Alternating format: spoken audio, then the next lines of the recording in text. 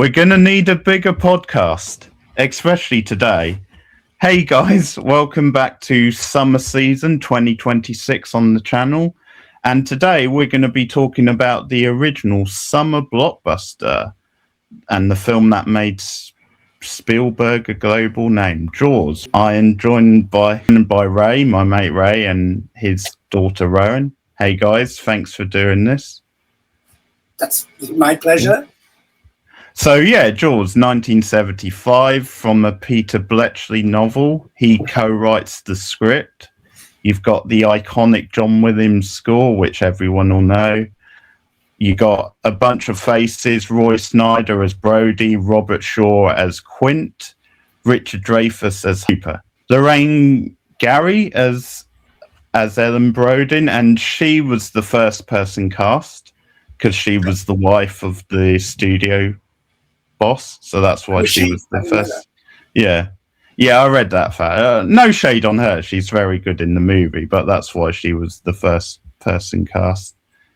And Murray Hamilton as the Mayor Vaughn. Also, it had a budget of $9 million, and to this day, it has made $495 million, which is insane. And I think when you add any money in it, really. Yeah, not bad, Spielberg. And when you add merchandise and other things to that, it's probably even more. Is $9 million a lot for when it was made? Maybe relatively, but considering what I end up making, because it is 70s, I mean, you do think films are still reasonably low budget at that time. I mean, you think things like Taxi Driver, which obviously a lot less.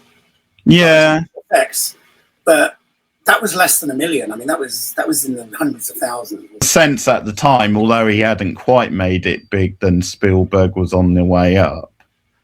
I think on the way up, but I think this was what's kind of interesting. I think is that this was probably the last time anybody went to see a Spielberg film without kind of knowing it was a Spielberg film, if you know what I mean. That name meant nothing. But I remember when 1941 came out, and I was in the cinema. I was in a cinema. I can't remember what I was watching, but I remember the advert for 1941. They entirely sold it on the fact that it was by the same director as Jaws and Close Encounters. Yeah. And that was like, I remember that was like most of the advert. And then it was like at the end, you had a few shots of aeroplanes. It was like, oh, he's now made a new comedy, 1941, which of course was a huge flop. I mean, Spielberg almost didn't direct Jaws. Yeah, they had other people. And he was John Sturges was one of them. And he obviously did The Old Man and the Sea, so probably if it went with him, it would have been a very different movie. But yeah, I mean, you can't really imagine anybody else doing it really now, can you? Spielberg didn't want to be typecast into a certain kind of movie, so he was actually considering going and doing another movie with 20th Century Fox. He wanted to do Lucky Lady, if you've heard of that movie. He's glad he didn't. I heard of it, so maybe that's a sign that it was well, there's Funny Lady, isn't there? I don't know. Funny Gal. Yeah, he wanted to do that because I think after Jewel, he was a little concerned of being typecast a little bit. But the studio, because they had him under contract, sort of like put their foot down, and it's, I always love stuff like that because it's just little things like that falling into place where you think, well, Jaws could have ended up being a far more forgettable movie if they didn't. Yeah, I mean, it's a bit like, you know, like what was his name? Tom Selleck was going to play Indiana Jones, wasn't he? And he was. I've heard that, yeah. Yeah, I mean, the only reason he didn't was because he was tied up with Magnum PI, which, you know, I mean, made him famous, but compared to Harrison Ford, you know, not. Yeah, I could sort of see that, but yeah, it obviously wouldn't have been anywhere near as good. Stallone almost played Axel Foley in the Beverly Hills Cop movie. God! Which would have made for a completely different movie. I got the DVD of Jaws and I watched it, and there's extras, and there's an interview with Spielberg, and he said, I mean, this contradicts what you said just now, but he said that when was offered Jaws, he was like, "I've already made this film. It's dual, but it's Yeah. in the water." But he kind of said that as a positive, like, hey, I know exactly how to do this. That's how he kind of said it. But of course, these DVDs, the commentary that comes with Jaws is quite good compared to what you normally get on a DVD. It is a bit more in depth, and it's actually mildly interesting, But and of course, there's been this BBC one recently, hasn't there? The 50 years, which I have seen, but not recently. Yeah, I've not seen that one. I've seen like a couple of months ago. I've seen the one that went on Amazon last year, like in the Inside Story or Inside. It might be the same one. I'm not sure. And that one's quite good. I think I learned some interesting facts. But as always with these things, a lot of it is hearsay, or it's people remembering stuff differently to other people. But also they're being very cautious because they don't. They don't want to upset people they're going to be working with, and so you always have to take a lot of things with a pinch of salt. But so I don't know. Yeah. He said he was happy to do Jaws because he'd done Duel, and of course he'd done Sugarland Express in between. Yeah, which was more of a flop. But but in this documentary they said that they didn't say who it may have been John Sturges. They said they had a director who really read the script and then said, "Oh, I've always wanted to do a picture with a whale," and they I think I've heard that. He seems to have missed the point. And so they kind of got. And they'd just done Sugarland Express, and so they had Spielberg, and I think that was a moderately successful. I mean, I don't know if that was successful or not. It's a bit disappeared without a trace. Yeah, Sugarland Express, which I have seen it, and it's all right. It's all right, yeah. It's not. I mean, Duel, I think, is stunningly good, especially when you know about the conditions he made it in. Yeah, Sugarland Express is much more kind of slightly bigger budget, but much blander. Recreated Duel, but he said the sound of the shark dying is him recreating the sound of the truck exploding. Which I think they got from he said he got it from a dinosaur movie. Which I do like. Okay, I didn't know that. An old sound effect from a dinosaur movie. I don't know which one. Presumably a Ray Harryhausen. Right. I don't know. And have you heard the story then? Supposedly it was Spielberg's idea to do Jaws because he saw like the unpublished novel on the shelf when he went for a meeting or something. He did say he saw. I remember he said he thought maybe it's about like a dentist. Oh yeah, he did. No, okay. I think that's different though, because I think he said they sent it to him and he didn't know what it was. Right. And I don't think it had been published. I'm not sure. Yeah, the story I saw said it was unpublished, but right. Maybe it's just urban legend. He saw it on the shelf because they think it makes the story sound better. It's like moment of whereas in reality, maybe it was just sent to him. Because the story I read said he saw it on the shelf. It's an interesting thing because in a lot of ways it doesn't feel like a Spielberg film. In a lot, there's a lot going on that's not. It's not got the kind of sentimentality that you kind of associate, I think, with a lot of Spielberg films. And it's not really quite got the slickness that I always associate with his films, actually. And that's, I think, a good thing. It's sometimes I think his films are a bit over. Yeah, I think it depends on the film. I think I agree with you on this occasion.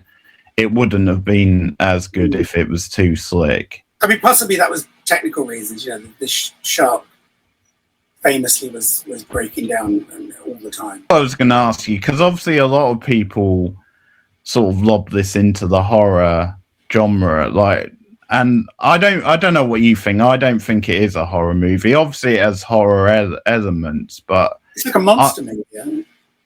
Yeah, I mean, it's sort of that subgenre of creature feature. I think he does come from that tradition, but yeah, also maybe like a slow burn thriller / drama. I would also see it because I sort of see it as, in a way, the Brody character is the heart of the movie, and I think he's kind of everyman character, isn't he? That Yeah, but yeah, but his conflict and his, the big ending, him confronting the shark, it's almost him confronting his demons. That's kind of like the way I read it. Quint, that's Quint, isn't it? Confronting these demons at the end.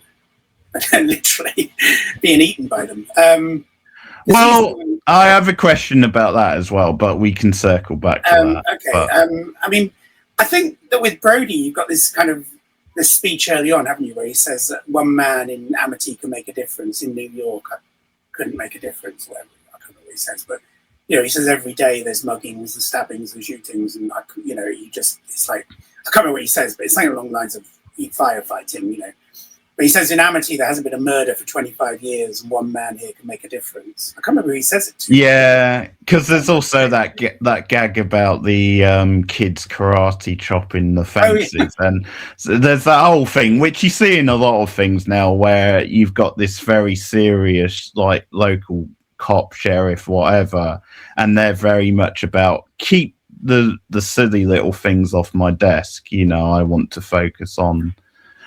And I think I read it partly as because he was from a big city environment and it's quite violent, and it's almost like he takes this stuff a lot more seriously. So when the shark, starts popping up and killing people, it's like they're trying to hand wave it. They're trying like, oh, it's just a freak thing, nothing to worry about.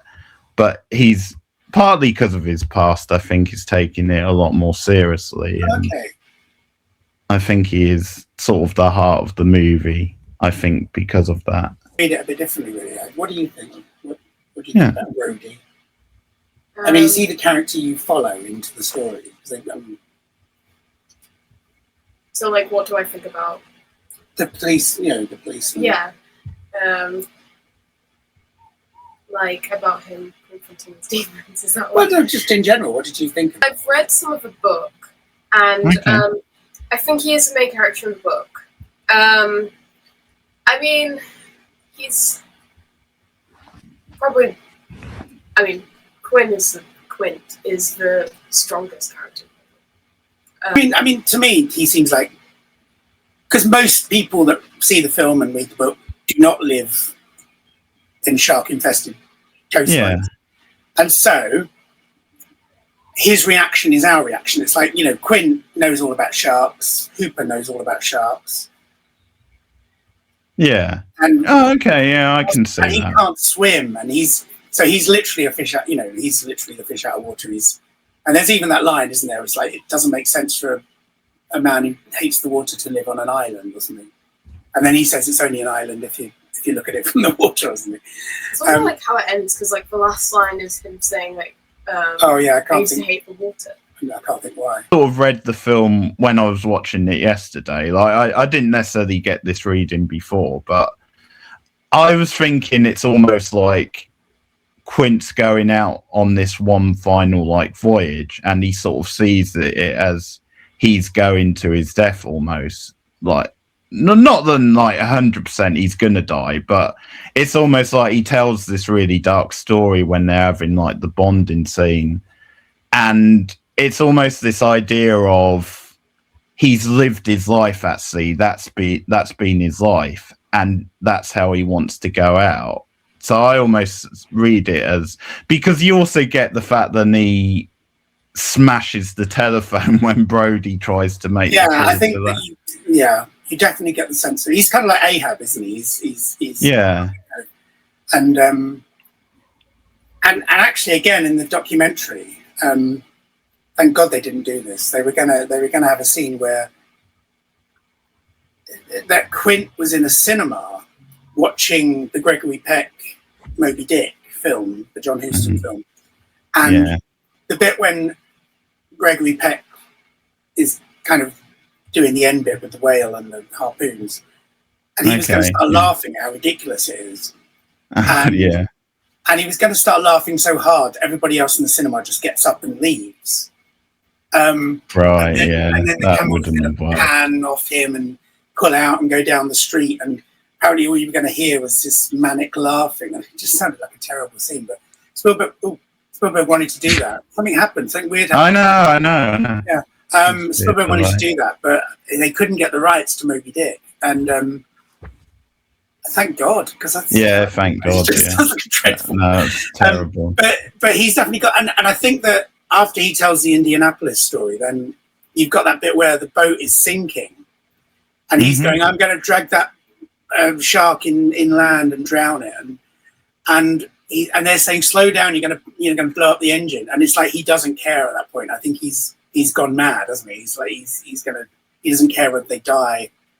And I just kind of think that when I was watching the film, because I think like Ray talks about like how close he's come to death like so many times because he's been hunting sharks. It's kind of like if he just died of something normal, how could that happen after you like hunt sharks all your life and like Yeah, I mean I think that's true. I mean, he had to have that death, didn't he? But so it's sort of poetic, regardless of if he expected it to happen. Yeah, I mean, it's almost like live by the sword, die. That.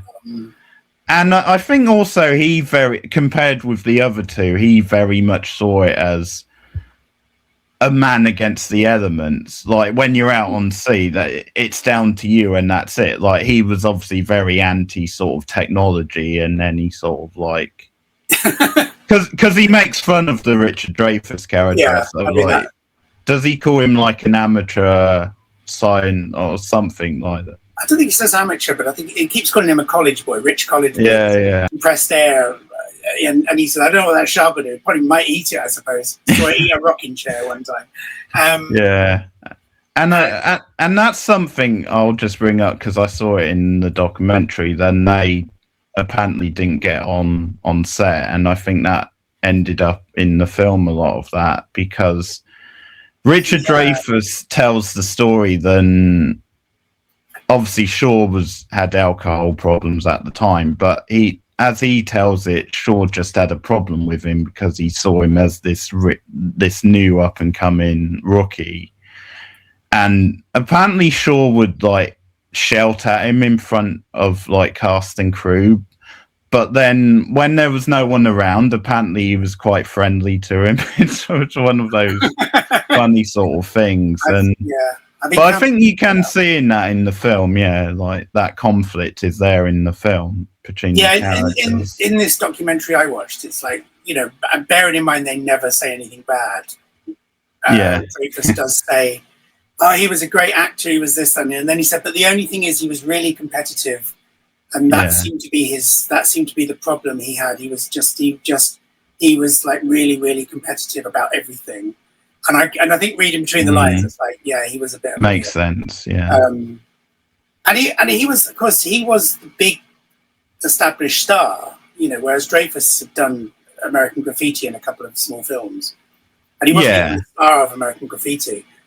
And Scheider he'd done what was it called, French Connection and stuff, which is kind of interesting because, of course, in a sense, he's sort of playing. It's funny.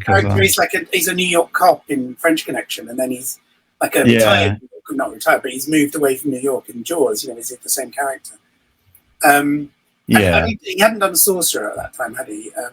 No. And Spielberg wanted Sterling Hayden originally, at which would have been great. I mean, sure, is great, but there's a part of me that kind of wishes Sterling Hayden had played that part, because you can see him almost as Ahab, can't you? Really, those three characters and the dynamic really in many ways make the film. And obviously you've got some really great set pieces and really good slow burning tension. I mean that thing with Dreyfuss and Shaw is, with Hooper and Quint is brilliantly, and this, and obviously the really kind of, it's quite a famous scene, isn't it, where they compare scars. And I love the bit that Richard where Scheider looks at his appendix scar, and he's like considering whether to have my appendix out. They're going, oh, I hit by a thresher shark, and here I was stung by a moray eel and everything. And that's another gag which you now have seen used in a lot of movies, because I remember they do it in Lethal Weapon 3, but it's sort of like, yeah, they do, yeah. It's more of a kind of they undress each other by kind of going, look at this scar, look at that scar. Yeah, it's a little more flirty, yeah, but yeah,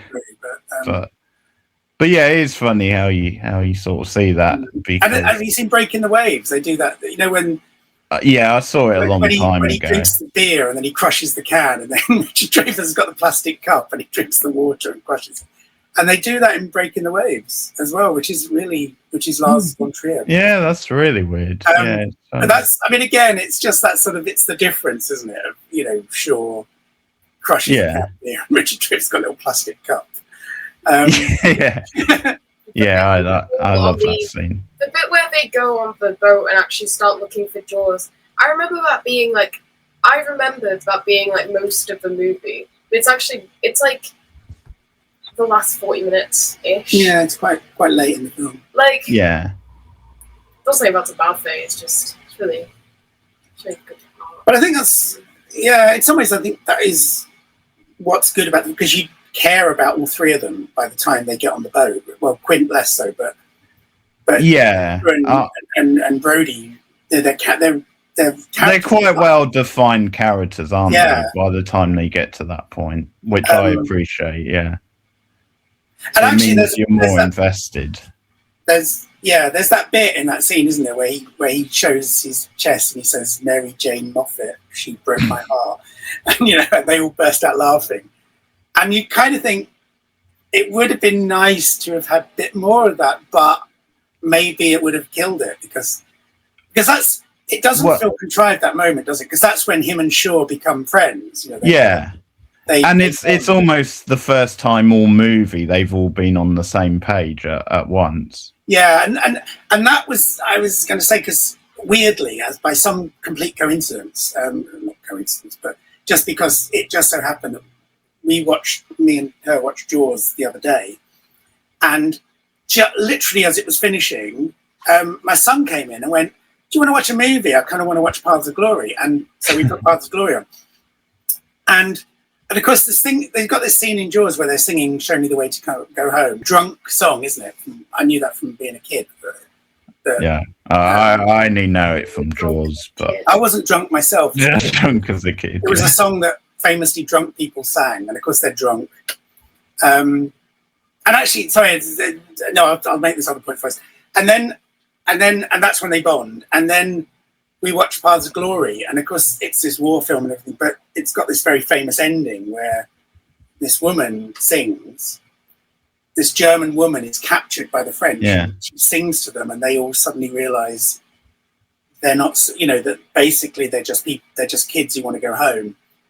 And then you watched Pride last night, didn't you? Yesterday, Pride, the movie Pride. These miners are being sniffy because there's a bunch of gay men and women in their kind of clubhouse, and they play some music. And Dominic West, who's playing, I can't remember the character's name, but he's playing one of the gay characters.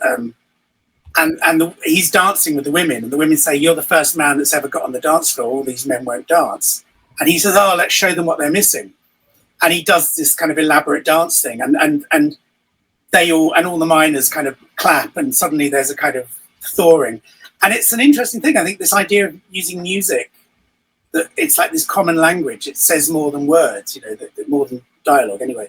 And I'm thinking about John Ford is a lot of like that. You know, you get a lot of people singing.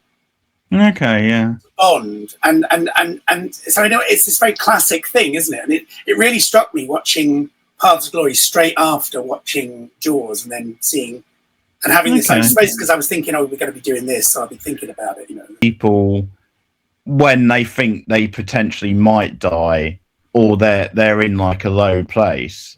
And I mean, obviously they've just been through a very stressful thing, and they're sort of like cut, because everyone needs to do that no matter what the situation is. But it's almost like you see the best of people at those times, almost like they can come together on the same level. Whereas if it was outside of that, if they were back on the land, they might not bond like that. No, I mean they're thrown together, aren't they? But that scene is so great, isn't it? Because it starts with conflict because it's like, look at this, I've got this scar, and then and he's got the Mary Jane Moffat, and then it's like, what's that one? Oh, that's the Indianapolis, and suddenly the mood changes because Drake is what the Indianapolis is. Do you know the story that this apparently? Well, there's two stories about it. One, it was written by John Milius, or at least largely written by John Milius. I know the name. The only thing I know is obviously because Bletchley was co-writer, but the other writer is the guy who did The Odd Couple, and Spielberg. Yeah, Spielberg wanted a comedy writer because he wanted a bit more levity to go with the more heavy stuff, which you can see at times. Like obviously in that scene, obviously there's funny lines earlier in the movie. Well, I don't think either of them, because there was another guy who was uncredited. I can't remember what they said his name was, but he's quite a famous writer who was uncredited, who wrote the first draft.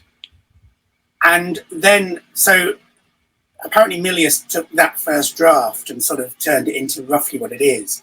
But it was too long, and then Robert Shaw wrote his own thing about the Indianapolis. But so it bypassed. Are you sure he just didn't improvise it at the scene? No, because Robert Shaw is actually a writer. He's written a couple of plays, and he wrote The Man in the Glass Booth, which was about the trial of Adolf Eichmann in Nazi war criminal. I mean, this does sound a little bit of him throwing his weight around and having maybe a bit of an ego.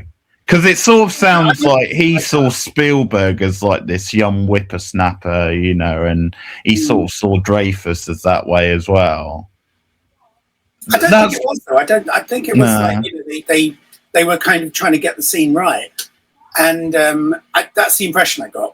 But the other story, which is I think in this 50 years of Jaws thing, which was on the BBC, was that this was like a second night of filming, because the first night, because they were meant to be drunk, Robert Shaw said, do you mind if I have a quick drink? It will help my performance. Yeah, all right. And apparently within like 10 minutes, Shaw was raging drunk and couldn't barely stand or speak. Okay, so was he the guy who was like this? He's Quint. Oh, right, okay. Yeah. He was in real life, he's an alcoholic. He couldn't film. So they had to go back and film again. And he was stone cold sober when they filmed that scene. And he's playing drunk because he actually, I mean, Spielberg said he was really apologetic. Oh, I've heard that, again. I think I've heard that, actually, it's interesting. So, but that scene is it's so perfect, I think, that, and it's the scene everyone remembers, isn't it, from the film, and it's not a scary scene. It's because I think it's like, it is somehow real. You can sort of imagine somebody you're kind of in conflict with, but you've got to work with. Yeah. And gradually you find a bit of common ground and a bit of respect for each other.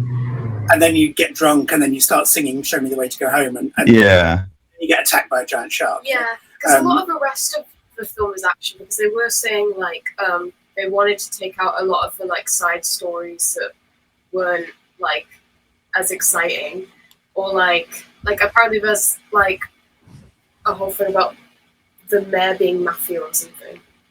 I don't know, my sister told me that. Yeah, that would have been very random. Yeah. But I think there's also, apparently in the book, it's like Hooper and Brody's wife have a fling.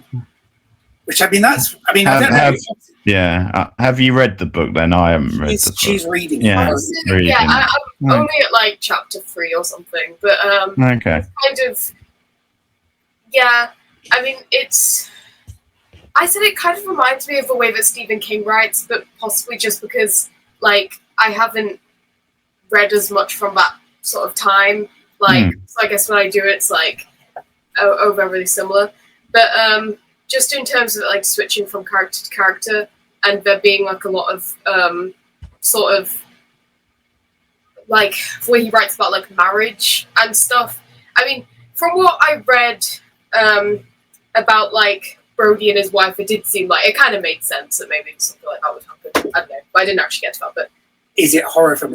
To me, it's an adventure movie. I mean, it's more like kind of, I can see that Lost World or something, or King Kong. It's that it's a monster movie, but it's about And you know, again, we talk about this kind of soundtrack, which is massively iconic, isn't it? And but it's also, if you actually listen to it, the stuff that isn't sort of is actually like it's kind of light. It's quite sort of there's an element of fun about it, and there's that moment in the film when they're chasing the shark, and I think it's after he smashed the radio even.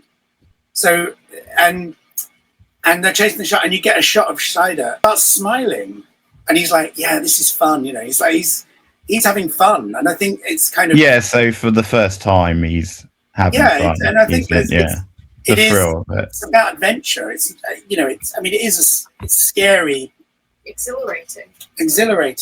Yeah, that's a good word. Yeah, because as a horror film, it's interesting because it doesn't have to take place at night because it's, you know, I mean, the reason horror films take place at night is you can't see into the shadows, but you've got a thing just coming out the water every 5 minutes, and well, not every 5 minutes, but you know what I mean. It just comes. You've got a shot of water, and suddenly there's a shark. Acts like a horror movie, but I think it's got more in common with kind of King Kong and The Lost World. And well, one thing I did like, and it's when things are ramping up at the end, and you've got the extended thing with the shark back and forth. I do like then there's moments in that, like on the music, and just it has a sense of adventure, but also it feels quite tense. You don't really lose the tension. So I like that. Then it feels quite fantastical, and in those moments it does feel a little bit Spielbergian, but like not too much. Then it feels like a completely different movie. So no, I agree. Those scenes are very well done. I mean, I think probably what's something like Jurassic Park is obviously the closest he came to making that kind of film again. Is it? Would you say? I don't know. Maybe there's another one.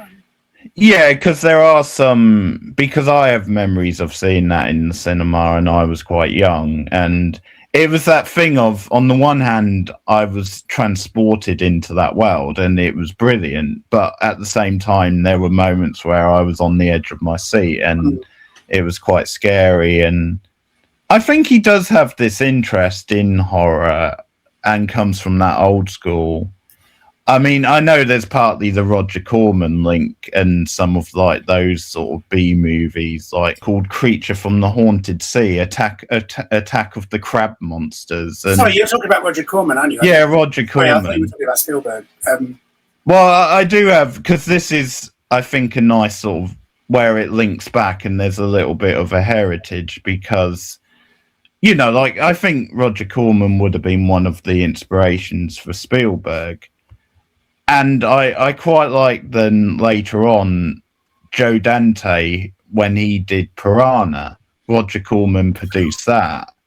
And, yes, well, I mean, and that's a very young director, and Spielberg's a very young director on this movie. So was that Joe Dante, or was that James Cameron? Yeah, the first one's James. No, the second one was James Cameron. First one was Joe Dante. Right. Yeah, I think it was Joe Dante's first film. He was very young. Nerding out of some of the horror links, because obviously Amity, and that later became Amityville Horror. So, I've never seen well, that's clearly where they got the name from. They just used that. And also, I noticed, again, this is for the horror nerds, but one of the cast, when I was watching the credits, it's got the surname Voorhees, which of course Jason Voorhees out of Friday the 13th. So that's probably how they named that character. Yeah, which character was it? The actor is called Jeffrey Voorhees, and the character was Alex Kintzer. Oh, he's the little boy who gets eaten. The little boy, yeah. Okay, so that's who that is. Quite near the beginning, the close-up of Roy Scheider in the background seems to... Which I think is called a contra-zoom. It was that Hitchcock invented in Vertigo, didn't he, apparently?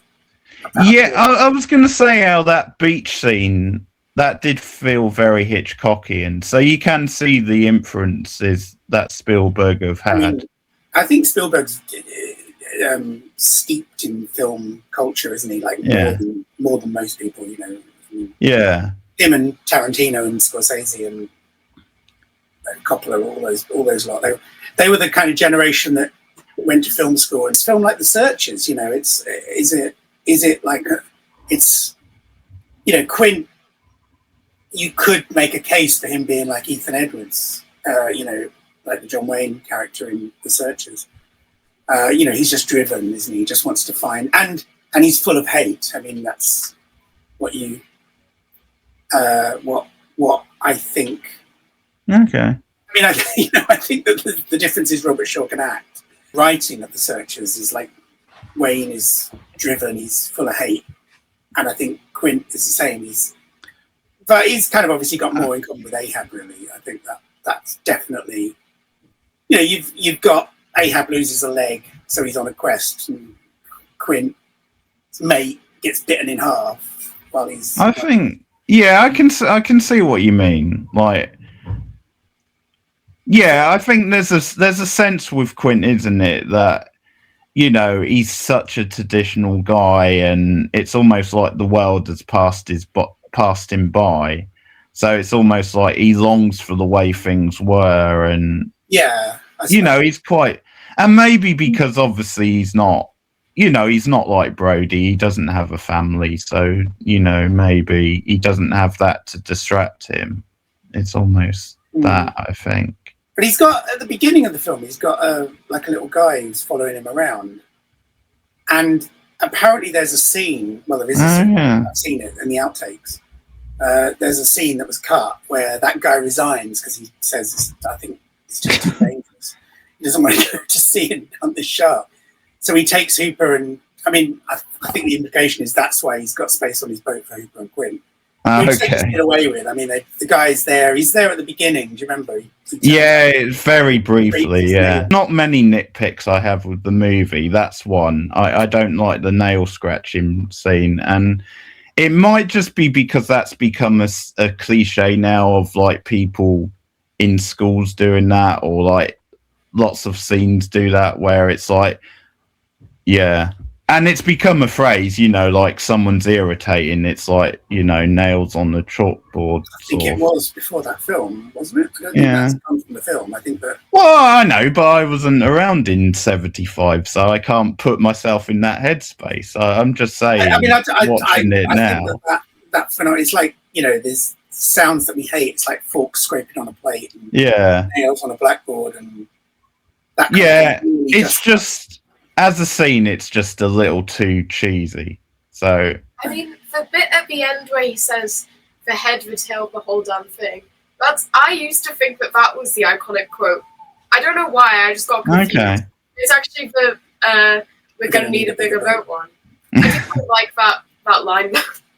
I don't know. One of my favourite lines comes from the mayor, which is another great bit of casting, but I like the nits he says about it's July, we need July dollars or something like we're a summer town, we need summer dollars. Summer dollars, yeah. Yeah, that's a really funny line. I mean, it's kind of, I mean, again, that's a sort of classic Hollywood trope, isn't it? That politicians don't hear about the lives of their citizens. Yeah. They I mean, you know, they're dishonest. And there is something about Murray Hamilton that's just great, isn't it? Because I mean, you know, another film that I absolutely loved as a kid. I saw it much too young, but I loved it anyway. Was The Graduate, and obviously he's Mrs. Robinson's husband. He's Mr. Robinson. Oh yeah. The less well-known character. He just fits. You know, he sort of looks like a talk show host a bit, doesn't he? Like exactly. I mean, he's got the suit and everything. Yeah. One of those horrible, really like Huey Green type. You know, really sincere. You know, kind of. Sort of fake sincerity, you know. It's what he exudes, but I think there's also that moment where it's like a brilliant bit of acting where he goes into the hospital, and it's not after the Kintner, Alex Kintner. It's because Alex Kintner dies, and then they catch the wrong shark. Brody's son almost gets killed by the shark, doesn't he? Do you remember that there's There's that quite nasty bit where the shark bites the guy's leg off, and you see the leg goes into the bottom of the sea, and kind of it's like shell shock stuff. Yeah, and the mayor, what's the character's name? It's this Vaughan. Mayor Murray Hamilton. Vaughan. Okay. Yeah. He's kind of and he's doing this kind of. I was doing it in the public interest. I was acting in the on the advice given to, and it's like and he's really kind of it's this weird thing of, and he does it brilliantly where he's kind of genuinely feeling guilty, genuinely hates himself for what he's done, but also trying to protect his reputation, he's almost like he's trying to give it a spin. Sword Wars, I actually didn't realise like that sharks were actually mainly small and they weren't all, because we were talking about the shark being like really, really big, and I'm like, is that actually that big for a shark? Like, I don't know. I mean, I was really young, but I just thought, I don't know, because most sharks are just like, they're just like, I don't know, like they're not actually that big. Yeah. On average. Well, one of the things that I like, and again, it goes back to this thing of imagination, is the way like the Richard Dreyfuss character is talking about this thing. Like he says, it's like a miracle at some point. He's got that line, it's not Jack the Ripper, it's not like whatever he says, it's a shark. And they're really selling it. But I think the way they talk about the oceans and shark, and they almost treat it as like the unknown world. It's almost a bit like films will treat, like sci-fi films will treat like out of space. It's almost similar with and obviously it's something, as time has gone on, maybe people know more about this stuff now, but I really like that. I think it really sells the film and really sells the threat and the tension of the film, and just the unknown, like you don't know what's out there. There's a thing, isn't there, that they know more about outer space. I mean, this was something people used to say, what they used to say to me when I was a kid. They know more about outer space than they do about underwater, about the bottom of the ocean. But then you start thinking, well, what do you mean by that? Because I don't know. Like, do you count the amount of things that you've...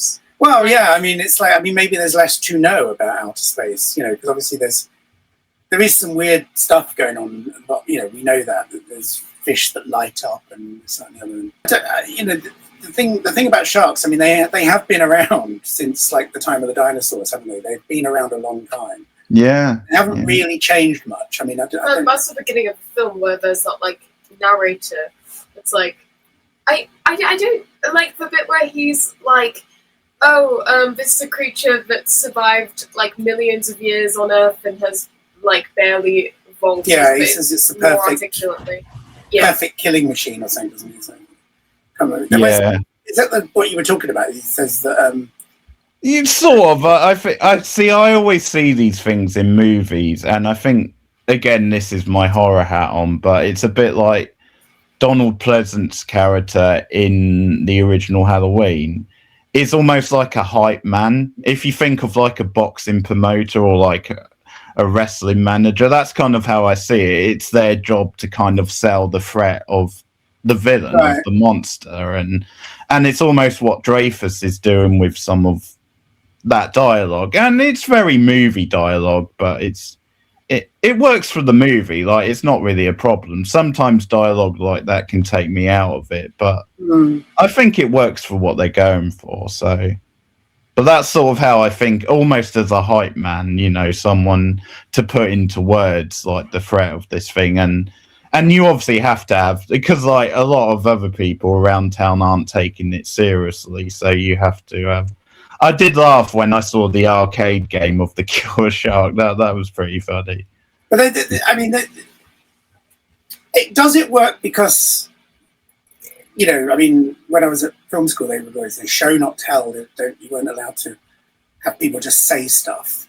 And in a sense, you do here, you've got a lot of people just saying stuff, but you've also got the kind of shot when, is it Chrissy, the really famous, the girl at the beginning who goes out and gets that shot. You've got that shot of her hand covered in crabs, like these crabs eating the body. And then there's the bit when he says, "Oh, it could have been a propeller on a boat," and then Richard Dreyfuss says, "Can I see the remains?" And he just brings out like a tray, and it's like, and it's like, oh my god, that's the remains in this. And I think you've got that kind of the visual clue anyway that this is not like somebody who's been cut a bit. This is somebody who's almost entirely missing. The dialogue maybe works because we're already bought into it anyway. It's like we've seen that it's. I mean, and of course we've seen that it's not a boat. We've seen her be killed.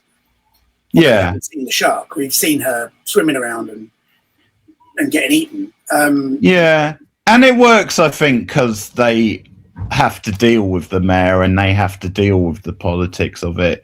So, and no one else is taking it seriously. At that point, it's just those two, really. So they're the ones who have to solve. You only see the shark, it takes like an hour before you actually see the shark. I think the first time you see it, is it when he's... I think so. They build up to it, don't they? I think that you see it before they do, but maybe I'm misremembering. Because I think that it's at one point where the shark's attacking people in the water. It comes up for like a second, but I don't think that Brody sees it. There's the bit with Alex Kintner when he's on the lilo, and you just see like some fins just kind of rotating. Yeah. And then that's a great scene. And then there's the bit where you see its fin kind of going through the water, which is the one where it's a kid. Well, you know what I really like about the scene where he's patrolling the beach, Brody. I like the psychology of it. I like the fact that it's the one moment that he relaxes where it strikes. Because up to that point he's on alert. Alert. And they tease you. It's that classic horror thing of something moves in the water and it looks like it could be like a shark sort of fin, but it's not. It's something more incidental. So I love the fact that it's the moment he relaxes than it actually strikes. Yeah, I guess. I mean, I hadn't really thought about that, but yeah, I suppose. Yeah. Because he's actually, they say the woman says shark, and he's like, and they've just had the hoax shark, haven't they? Yeah. And then he's like, oh, what now? Oh, and then this is the real shark, and it's attacking his kid. It's going to attack his kid. I don't think you see it, do you? You just see the fin.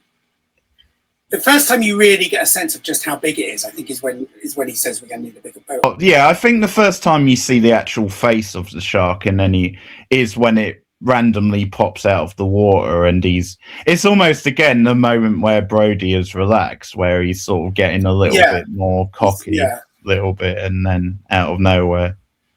And at the end, when you finally see like the whole thing, even though you've seen it underwater, but as part of the reason I think that even though that kind of looked fake, it was kind of necessary because it kind of made it feel complete and not just like you just like it's just a big reveal at the end because you have seen it before that, but it just adds to like the sense of it just being like the climax of the movie.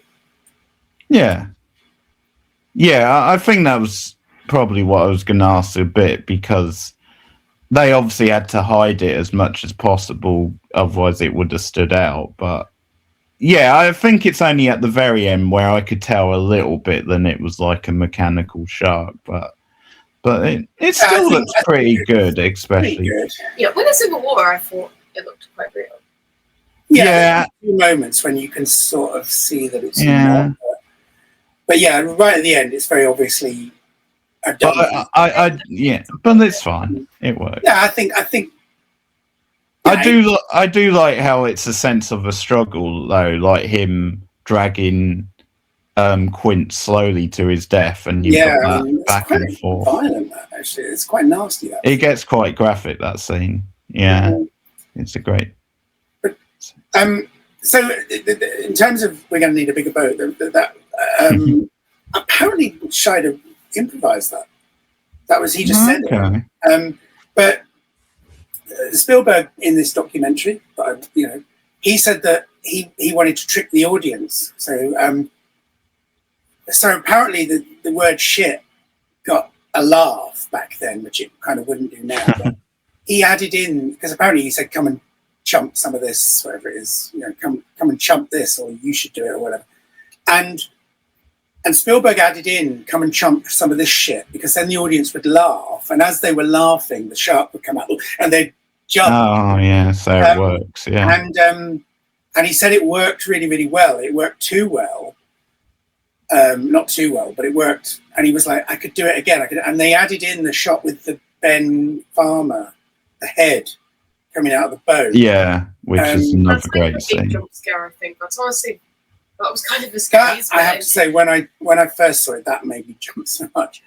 But that was added afterwards, and what's a bit annoying about this documentary is Spielberg said that it kind of killed that second jump when the shark came out the water. It killed it a bit. And he didn't sort of say, but I decided to live with it or anything. They just kind of go, oh, okay, and they stop. And I was thinking, so what, did you change it back, or did you keep this? Because apparently he then filmed lots and lots and lots of versions of the head.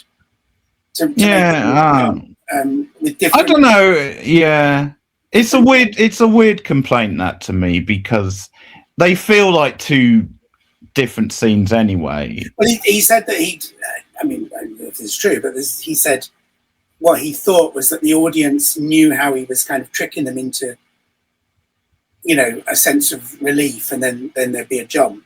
Because he did it, because you kind of got this music, but then he finds the tooth, doesn't he? And it becomes about him, and then this head appears, Bushida says, we're going to need a bigger boat, which I think is just one of the great lines of cinema. Yeah. Because this is why I think it's so great, and I think this is why it's become so famous. Because he doesn't say the obvious thing. He says it's like it really gets into his psyche. If he'd said, "Oh, the shark's much bigger than we think," it's kind of okay.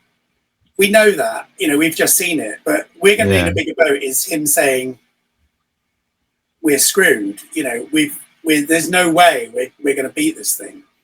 And I think that's you kind of get straight into his psyche. He doesn't care about the shark. He cares about his own safety. And I think that Spielberg kind of knew that, because they then use that line several times, actually. And it's mostly played for laughs after that. He keeps saying, we need to go in and we'll get a bigger boat. And as the scene's fading to black, you hear his voice. So we're going to go in and get a bigger boat, right? I keep telling you people. Yeah. Let's go to them. But it's such a great line. I mean, it is. Because initially he doesn't say it like a catchphrase. He doesn't say it with any sort of scene. No, well, I mean, I suppose he just says it naturally, like. Yeah, I mean, I think that's why I would disagree with Spielberg, because I think the importance of that big shark scene is, for the first time, it's like, holy shit, we're seeing how big this thing is. Yeah, I mean. Whereas the other scene feels different to that anyway, so. Yeah, but it's also that thing of, like, you can have a certain amount of jump scenes, and I think this movie works because it really paces them out, and you've got a really good story around that. So it's almost like they didn't overuse their quota. They probably had just the right amount. And also, that's a really good prosthetic head as well, to give it props on that. Yeah.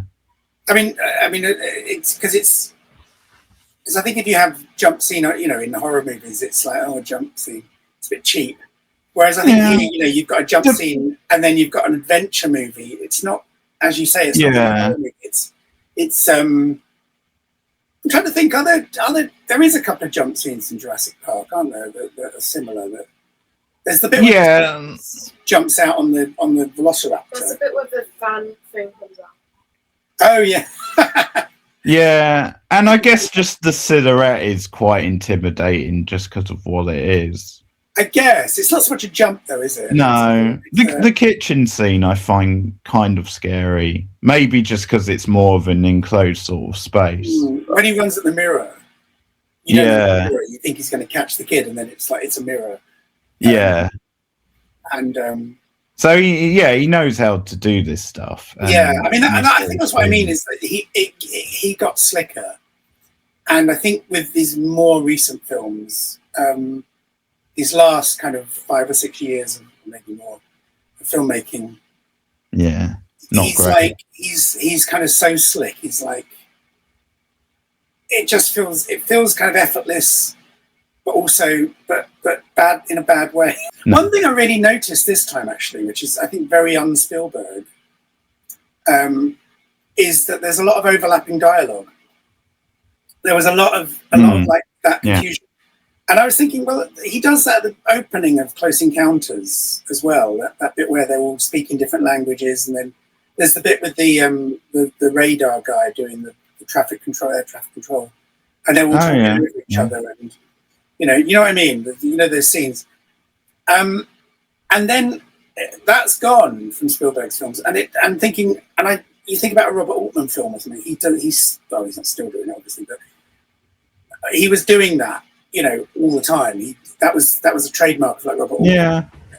And I guess E.T. has that as well, partly because you're dealing with kids and they sort of talk over each other all the time. I don't remember it so much in E.T., but maybe you're right. Yeah. Yeah, a little bit. There's a bit where they're like playing D&D, or not D&D. Yeah, they're playing D&D. Yeah. Yeah, I mean, so it's something that I think, but you get the sense that that's something that's born out of actors kind of workshopping scenes and kind of going, well, this is my character, and that's what I mean. I think that's gone now. It's like now you're saying lines. If I had to pick my favorite Spielberg film, it would be Raiders. Okay, that's mine number two. That's I don't remember it particularly in that scene. Maybe a little bit in the when Marion's drinking the drinking game, but that's more like a crowd being rowdy, isn't it? Yeah, and you probably have it a little bit in the third indie film with him and his father, maybe a little bit as well, but maybe, yeah. But that really struck me this time that I was watching it, and it's great. I love it. That sort of the dialogue isn't important. What's important is the confusion and the kind of everybody milling around and all these people bit more just saying stuff, and then the bit particularly when they're all going out and they're throwing bombs in the water, and they're all they've all got their dogs on the boat and that sort of thing. He's kind of found his style, and Jaws isn't really quite it. I think it's like when I see later Spielberg films, Jaws, if you didn't know the order and you just watched 10 Spielberg films and Jaws was somewhere in the middle, I think it might stand out as being the slightly odd one. Yeah. No, that's probably true. Like, there's definitely moments I can see, but yeah, you're probably right. It doesn't maybe stand out as what a lot of people would think of. But then, of course, sort of, I suppose we could talk about The Colour Purple, onwards, because that was when he suddenly said, I'm going to be a proper serious adult filmer. I'm not going to make so many kids films. And he made The Colour Purple, which I really hate. I just think it's one of the worst films ever made. When was it made? When was The Colour Purple made? 80s? About 84. It got a lot of nominations. But definitely that was a kind of slight turning point in his career, wasn't it? And he's made films like, Munich and Schindler's List, obviously. If you think of Jaws, like, that's now got the reputation of it's a classic film. It's seen as this, but I know what you mean. Maybe at the time it was seen more as a genre type film and not the film that necessarily gets awards nominations. That.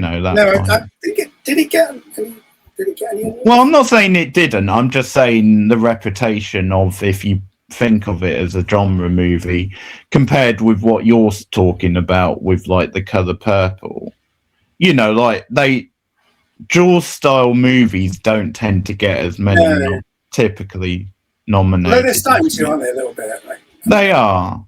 Did Black Panther get an Oscar? But I don't really know what did or didn't get an Oscar. It definitely got nominated. Right. I don't know if it. I don't think Spielberg sometimes Schindler's List, though, did he? I think that was the first, and that's real. I mean, I think it's a great film, but it's complete Oscar bait. You wanted to talk a bit about the score, John Williams. Oh well, I mean, I just think it's. I mean, I think everybody knows it. It's massively iconic, isn't it? It's but it is up there, and it's that thing, isn't it? That if you're, there's certain things that are shorthand, and I think if you're kind of trying to, if you're like kind of, I don't know, a couple of kids, like, oh, we've got to go home, we've got to walk through the woods. Yeah. At night. One of the kids will go, and it's, and it's kind of up there with, sort of Psycho and and also like, oh, I think I've just, what's that strange light in the sky? Yeah. And it's like certain things, and it's one of them. Whereas, I don't know how many people remember the score to The Searchers or or even Schindler's List. Do you know any stories about how they came up with that score? Because I know he just played it to him on the piano.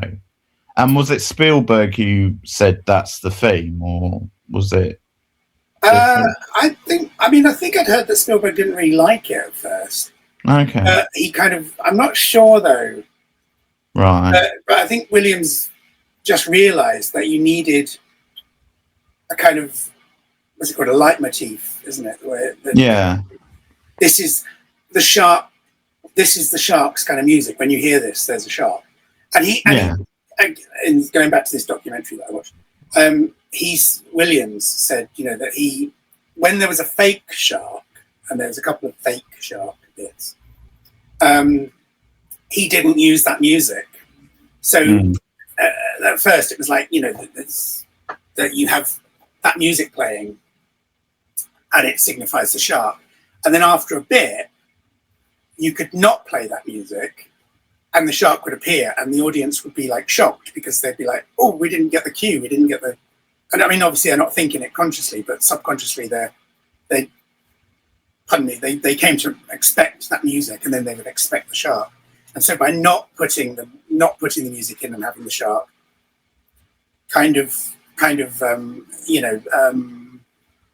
would create the jump. He only does the music like 2 or 3 times, doesn't it? Well, it does it right at the beginning. You get it right at the beginning. He teases it, That's yeah. the one where it's like, yeah. But then you get it, I think, when you get those shots underwater and it's... Yeah. I think by the end, he's not using it at all because the end is not about suspense. The end is about action. And like I say, actually, that music at the end, but it's quite light. It's strange. Yeah.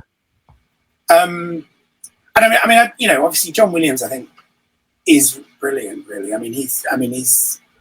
I would say the unsung hero, but I think he's very much sung, isn't he? Really, at this point, yeah. I think one thing that I appreciate, and this is probably something which has gone out of like film music now, but I do appreciate then just little bits in that movie. You get the theme, but it's a tease of the theme. It's not the whole theme, and it in and out, but then it builds to when you first get it. But I kind of like then there's other versions of it almost at different points in the film, but then it really breaks out when it really matters.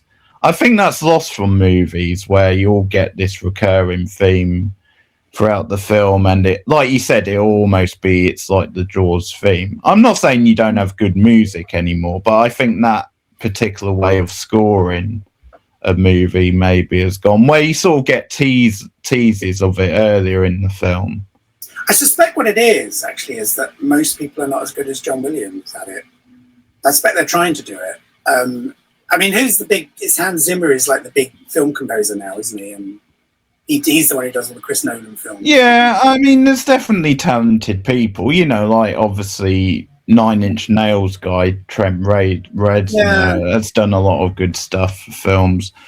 I just think that particular style, for whatever reason, you don't get it so much. And of course nowadays sometimes when they all bring a film like that back, like do a sequel or whatever you want to call it, reboot, they'll try and do their own version of the theme rather than actually having the original, and you sort of feel that's the one thing maybe you could keep. You know, try and update the rest, but keep the original theme if it's that iconic. But, yeah, I mean, what John Williams did. I think I'm not quite sure I'm answering what John Williams did really well is he made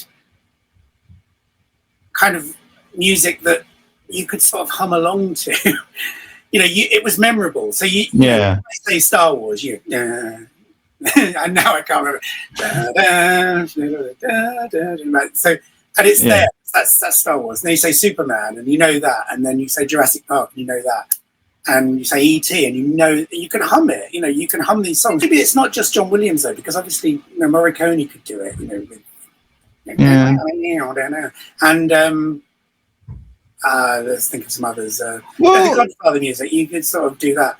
And it's also that thing of because obviously like you, I've listened to some soundtracks or some scores but it's like with the Star Trek the motion picture, obviously the music from that is fantastic. I don't remember that so well. It's Jerry Goldsmith, but that has that where you get other bits of like mood music, but there's actually several times where the main Star Trek theme they bring it back, even though it's not, it's more than once on the soundtrack, but it's almost like they're mixing it up with more mood type music and a different theme.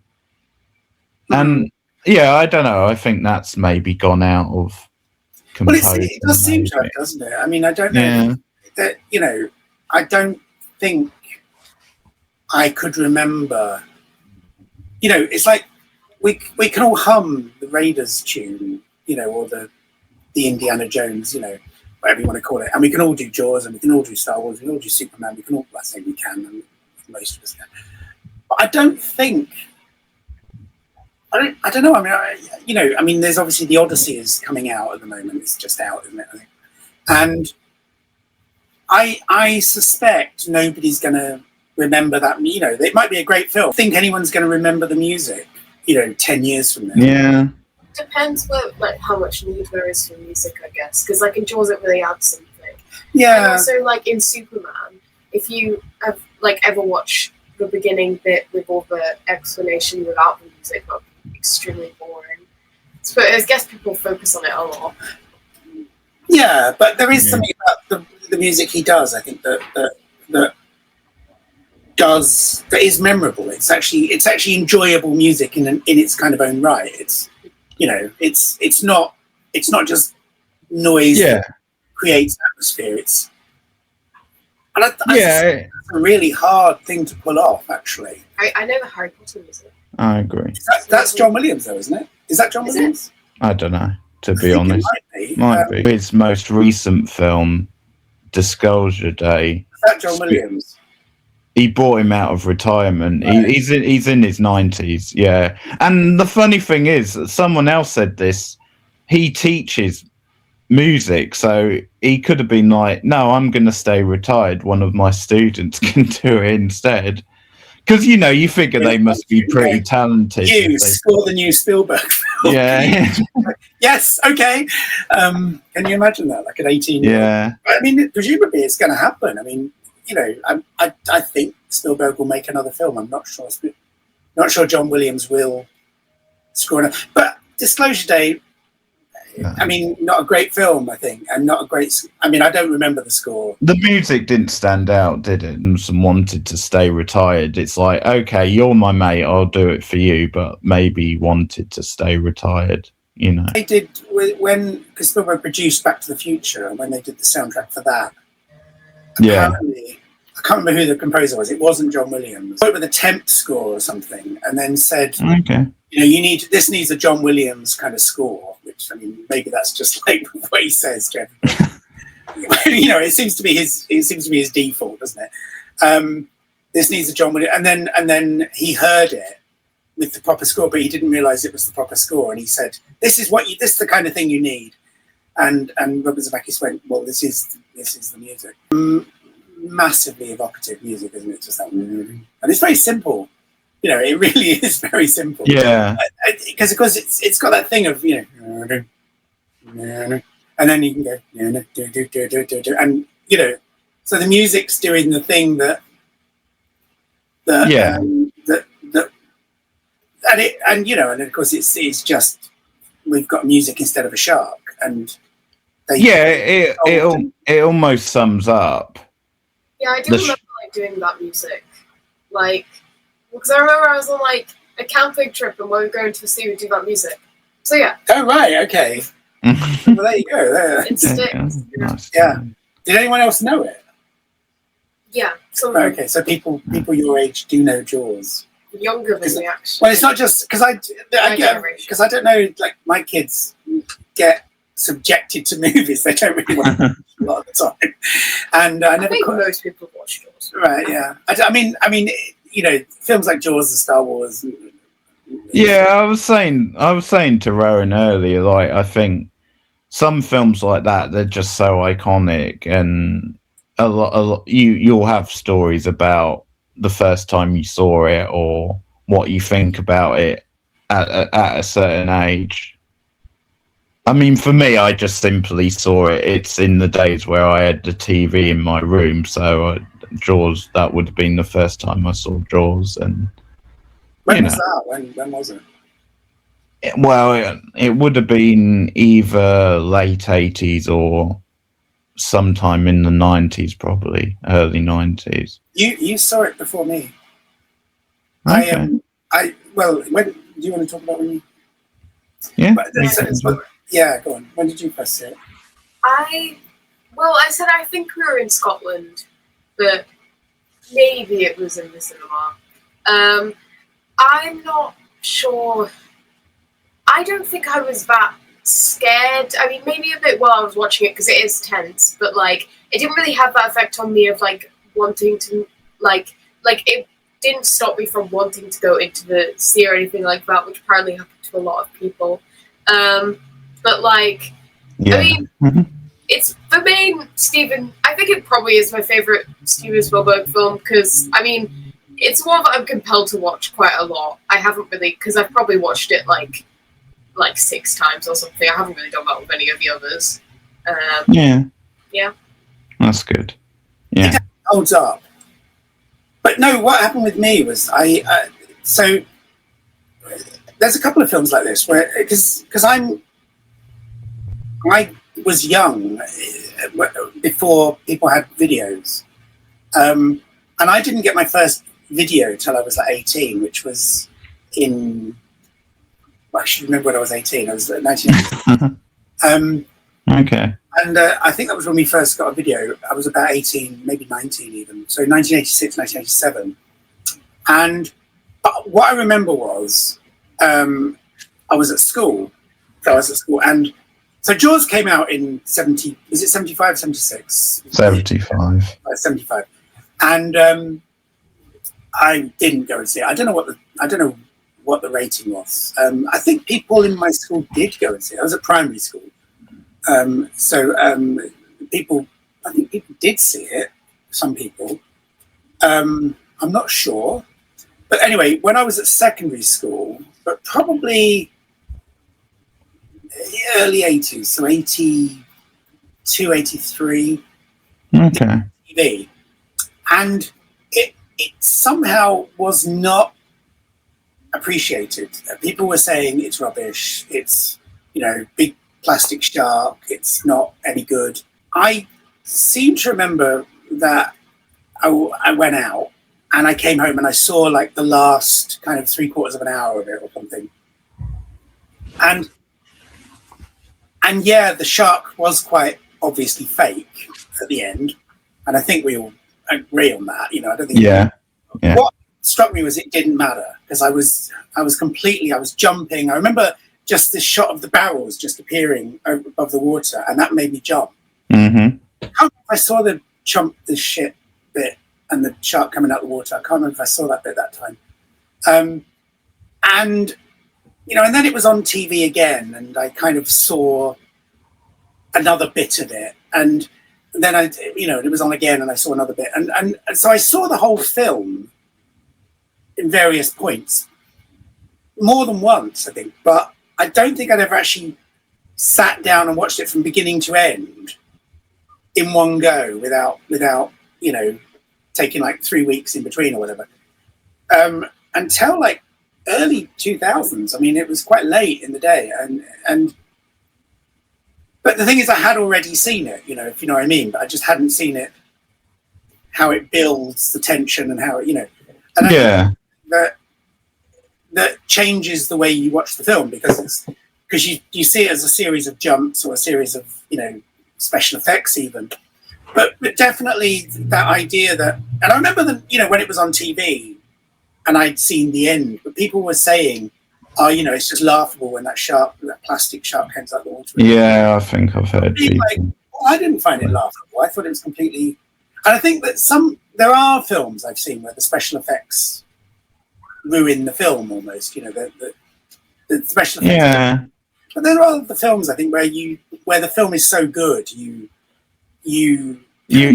on the journey. That's the way I would look at it. A really obvious one is the very end, and I don't want to say what happens in case, and I know she hasn't seen it, but the very end of Doctor Strangelove, when it's very obviously, the plane is very obviously not really there, and it didn't matter because the film was so good.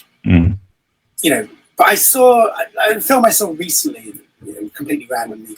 I saw Memphis Belle recently. I've never seen it before. Do you remember that film? I remember it. I don't know if I've ever. And they're on this bombing raid, and it's so badly. They're so obviously not flying. They're obviously in the studio. Okay. It comes down to though. I think at that point I'm sold on the characters. I'm sold on the drama and the tension of it. So it doesn't really matter the fact that for like a brief minute or two, I can just see the artificial thing. It doesn't really matter. I'm with you. I mean, it's like we're on that journey, aren't we? And that is the interesting. That is the what happens. So that was the first. So when did I first see Jaws? As a kind of, so it's probably early 2000s, really. Do you think part of what you're saying as well, like about it being dismissed as that, do you think that's partly over time because we've learned to like maybe love Spielberg even more and respect his like back catalogue? Because it's almost like, I don't know, it's almost like when someone has only done, like for a while at least, one or two really good films, it's still easy to dismiss them. But when they've done several good films and they have this distinct style, maybe it's harder to dismiss them. Yeah, I don't think that's what it was. I think it was just. I think it was a bunch of kids trying to be cool. Really, I think kind of, I know better than this. Because he'd done Raiders, which I think a lot of people would say is his best film. Raiders is my second. What's your best? What's your favorite? Jaws. Jaws is your favorite. I did do a top 4 or 5. I've just deleted it by mistake, but I can probably memorize it. There's still some big ones I haven't seen. I still haven't seen Schindler's List, actually. You haven't seen Schindler's List? No, I haven't seen it. It's just one of those I never got around. Schindler's List is very different to Jaws. I mean, you can imagine. It's a really good film. It took like 9 years to film this. No. I heard that. I don't think so. He made it. It came out really soon after Jurassic Park. He was filming it. I think it was editing Jurassic Park. I've heard. After Schindler's List, he made Jurassic Park 2. So it's like, he was. I don't know. I suppose to us, you're like, well, how can your head work? But I suppose it's to an extent, you go to work and you do your job, and I suppose. So I think I'll just give you my top 5 roughly. So Jaws, Raiders, Jurassic Park. I mean, that's always going to be a big one because that's such a big one from my youth.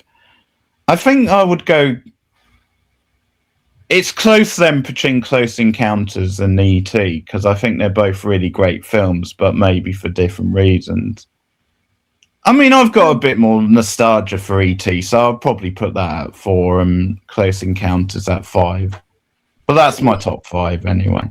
So I don't really like Close Encounters. Okay, Sorry. that's I mean, okay. I don't know. The acting just felt a bit off, and the writing.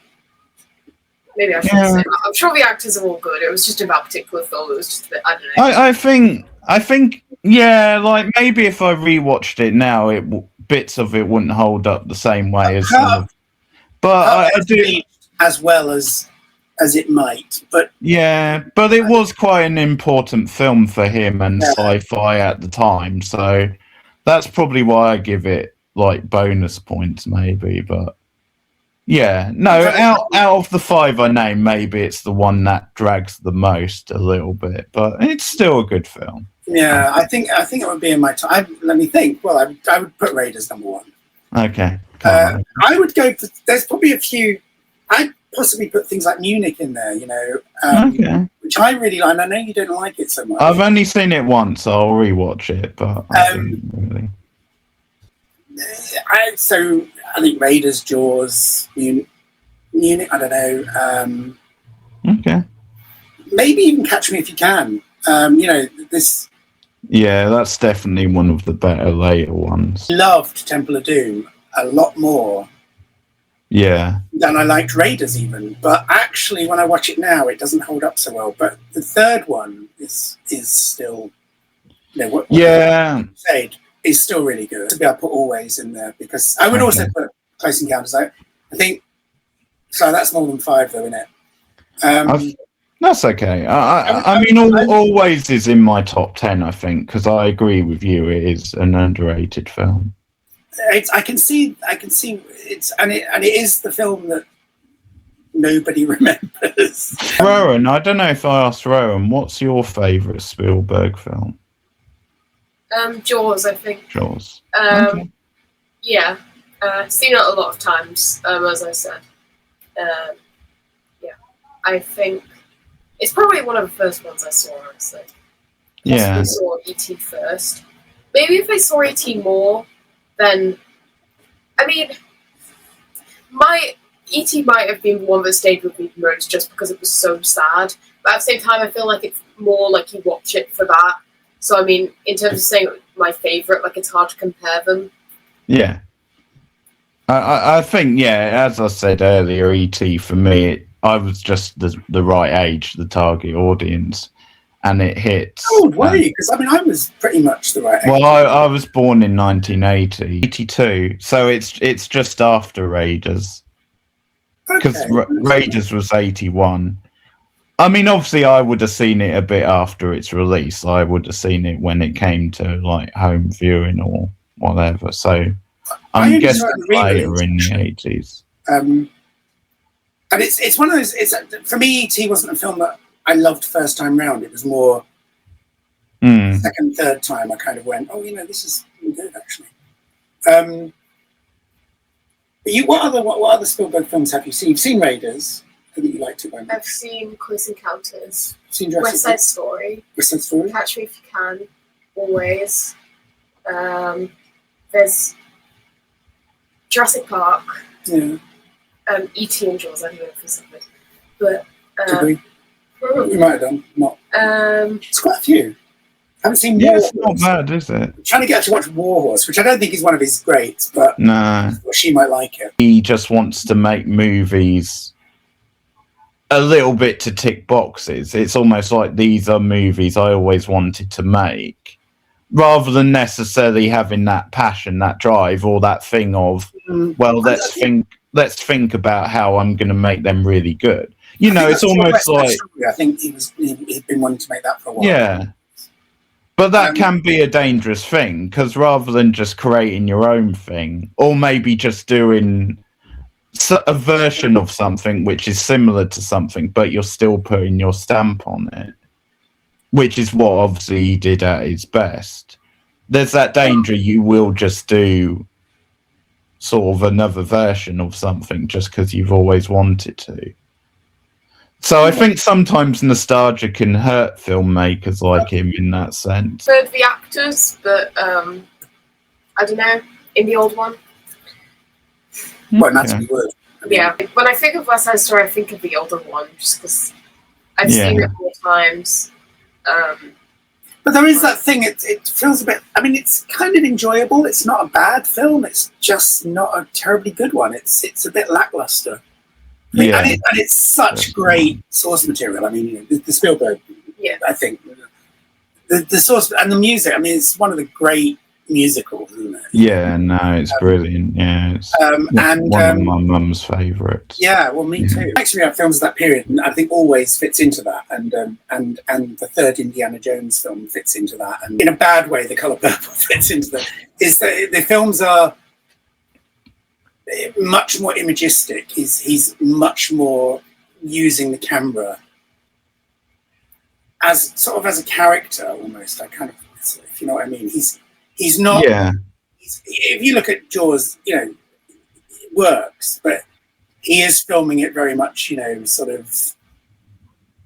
It's a shot of this and a shot of that and a shot. And if you look at some of those films from that period, it's not done like that. It's like the camera is moving around and finding things, then moving to the next thing, and it's all being done. It's very highly choreographed, and there is a kind of joy in watching that. I think that. It's absolutely missing from his new films, I think. I always sort of say this about the Rolling Stones, really, that the reason you get all this crap that they did in the last 20 years is the same reason that you got Jumpin' Jack Flash and Sympathy for the Devil back in the 60s or 70s. Because the passion that made them write them is the passion that makes them still keep going when they can't really quite do it anymore. It's the same, I think it's the same passion. And, you know, it's like, it's you know, the cost of getting that back then is that you now get this, which you can ignore, you know. Blondie was the exception. Blondie was, Maria. Maria was great, actually. Yeah. Number one hit as well. Was it? I didn't know that. So yeah, it was number one. No, yeah, still going strong. I think it's about time to rate Jaws out of 10. Oh, and, God. Yeah, and you can use 0.5. Okay, so we're rating it out of 20, really. Yeah, but some people go over the top. They use the whole 10 scale. It's like, no, 0.5s is fine. Okay, I'd probably go about 8.5. Okay. 9. That's fair. I'm going 10. 10? It's one of the few movies I would give a 10 to, I think. Right, okay. For all the reasons I've said, you know, I can excuse the nails on the chalkboard scene. That's like a small bit I don't really like. There's probably one or two other lines. Maybe I should give it 10 because it is one of my favorite films. Yeah. 9.5. I don't know. I'm sticking with 8.5. That's fine. I'm actually thinking I may have been a little bit generous, actually, but you know, because I'm thinking, where would I put, you know, La Dolce Vita or Lawrence of Arabia? And I wouldn't. I know, but different directors do great movies that are different. They would be sort of 9.5s, really, but I guess what I'm saying is, like, you know, those directors couldn't necessarily do Jaws as well as Spielberg, and he maybe couldn't do some of their classic films. I would possibly say like a 10 out of 10 would be like if you got 10 random films, it was the best of those, but maybe not. Oh God, no, not at all. Are you saying 5 is the average film? Well, yeah. It goes to something Rowan was saying. I think with films and rating them, and you know, people talk about their favourites, I think a lot of it does come down to personal attachment. You know, it's almost like you can nitpick anything if you want. You know, like I'm nitpicking at the chalk on the board. It doesn't really matter. It doesn't affect the movie, but it's just a scene which, when I watched it yesterday, for like a brief second, it took me out of it. But it's like, it doesn't really matter. It doesn't impact the movie in a way where it's like ruining my joy. Spielberg movie, it has a bit of everything. You know, it has a really good story all the way through. It has really compelling characters. A sense of danger, a sense of adventure, some good horror scenes, one or two good comedic scenes, which I think add some levity. Probably what you get from the movie. Oh yeah, I forgot the score as well. Really iconic score. No, that was a joke. Oh, We're going to okay. need a bigger I didn't hear what you said. We're going to need a bigger score. Very We'll do it again and take 2. We're going to need a bigger score. Is that what you're saying? Ha ha ha ha. I think it's just gut instinct, like what you decide to rate something, because it's like nobody knows whether you're rating it against other movies or whether it's just like, Yeah. would you rate like your enjoyment out of this? Like, do you think you could have enjoyed it? Like, We have a dog in the room. yeah. Sorry, that's what I was doing earlier when my hand was That's like. okay. No, I'm stick with 8.5. I think maybe it's not going to matter. The people that are watching, people that have stuck with this for 3 hours or whatever it is we've been talking, they've probably seen the film, and if they haven't, they should have watched the film instead of watching this. And they'll have their own opinion. So I'm giving it 8.5, and I think maybe I was a little bit generous because I don't think I would give. I think I would give Raiders an 8.5. Maybe this should be an 8. Are we doing Raiders next? What are we doing next? Oh, we can do another Spielberg at some point. We should do always. Okay, well, we'll wait till after. This film that is sorely overlooked. You did say you'll do Live and Let Die with me, so we should do that. When have I do that? I don't know. Next month sometime. Yeah, we'll do it next month. But that'll be fun. Again, sticking. Yeah, it's the first Roger Moore. I know it's kind of like it's apart from Casino Royale, which I think is. It's kind of. Well, don't spoil what you think of it now. I mean, that's the point of. Although I can cut it out. No, all I was going to say was that it's my favourite Bond movie, apart from Casino Royale, which doesn't feel like a Bond movie. Quickly, you can support me, guys. Patreon.com/board now. You get commentaries, extra clips, sometimes exclusive reviews. You can also hit the join-in button, become a channel member at 3 different tiers. You can hit the hype button because it helps get me out to more people. You can make a one-off donation. Super thanks. So I'm just plugging it all. And just to whet your appetite a little bit again, because I do horror movie franchises sometimes, and I've done some of the big ones.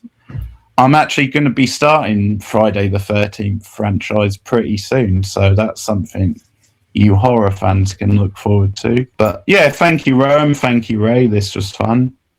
We'll definitely have you on again. And everyone, let me know your thoughts. Let me know what you think of Jaws, what some of your memories are of watching it. Some of the Spielberg movies you like. What are your favourites? Because everyone has a favourite Spielberg. So let us know in the comments. Like and subscribe.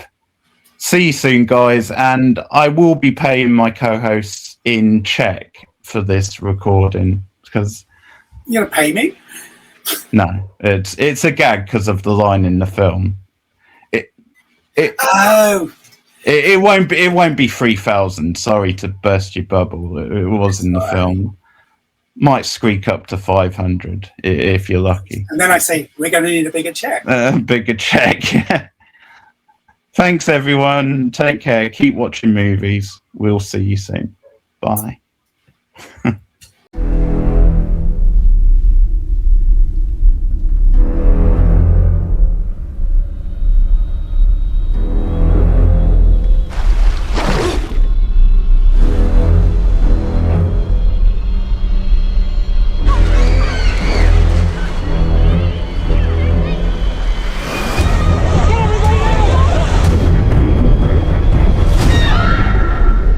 You yell shark, we've got a panic on our hands on the 4th of July. Shark!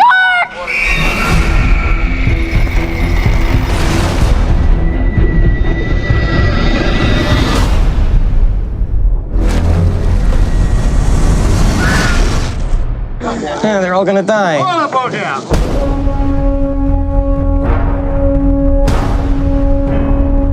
This shark?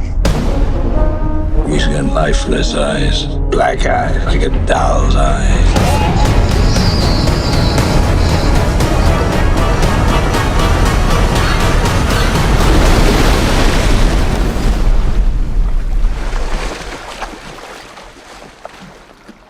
You're gonna need a bigger boat.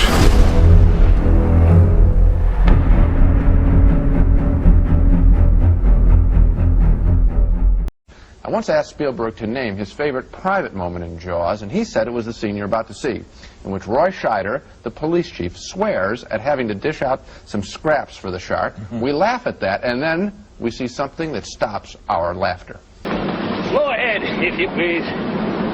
You heard him. Slow ahead.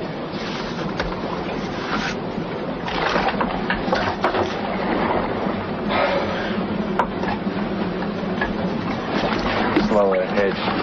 I can go slow ahead. Come on down and chum some of this.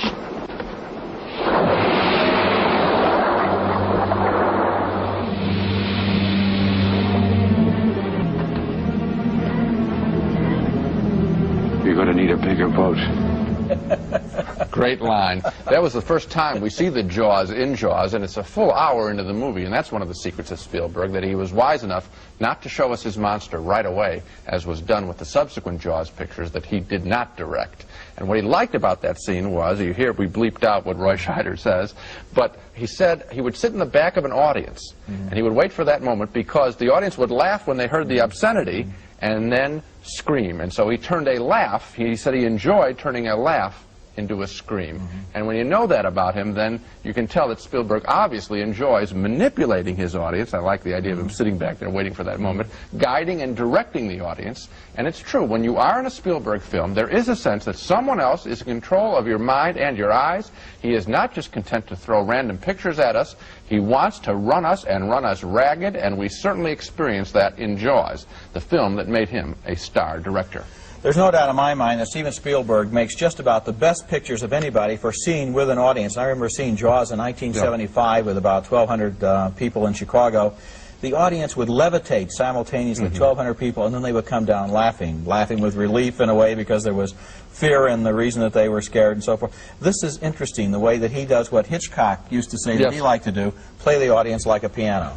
And I'll tell you another thing that he's doing. You're right about suburbia. You have it in Duel, and you also certainly have it in Jaws with this exclusive little island. Here's Roy Scheider away from the big city cop, and now he's on the island, and these incredible things happen. And I think what Spielberg also knows, because he grew up in suburbia, is that he imagines he's the filmmaker now for the shopping center theater. Think about it. You have all these suburban people. It's not downtown with the people dressing up going to movies anymore. It's all these people driving into the parking lot, going to the suburban theater. They're boring. They're all dressed with the same little emblems on their clothes. They go in, and wow, they see people just like them, and then boom, something exciting happens. You got all these people hoping that something will happen to them that's exciting in their suburbs, and he delivers it.